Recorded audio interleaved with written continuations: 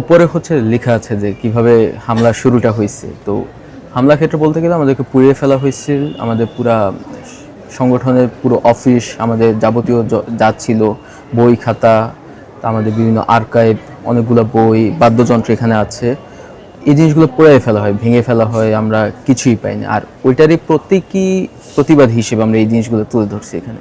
আমাদের স্টলটা ওরকমভাবে সাজানো হয়েছে যে পুড়ে যাওয়ার পরে একটা ভবন কেমন লাগে, কেমন দেখায়, ওই জিনিসটা আমরা এখানে ফুটাই তুলছি। আর বাদ্যযন্ত্রগুলো হচ্ছে দেখানো যে আসলে সংস্কৃতি ছাড়া কিছু হয় না, সংস্কৃতি আমাদের সব কিছু। আর ওই সংস্কৃতিটা ধ্বংস করার চেষ্টা করা হয়েছে। এখানে হচ্ছে আমাদের পুড়ে যাওয়া বইগুলো আছে, এই পাশে আমাদের হারমোনিয়াম, এই হারমোনিয়ামটা হচ্ছে মুক্তিযুদ্ধ চলাকালীন সময় থেকেই ব্যবহার করা হারমোনিয়াম।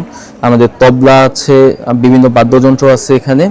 আর নিচে হচ্ছে পুড়ে যাওয়া কাগজপত্র আমরা যেগুলো পাইছি, ওইখানে যে জিনিসগুলো ছিল ওইখান থেকে আমাদের গঠনতন্ত্র, সত্যেন সেন স্মারক গ্রন্থ, এই পুড়ে যাওয়া বইপত্র আমরা নিচে ডিসপ্লে করছি।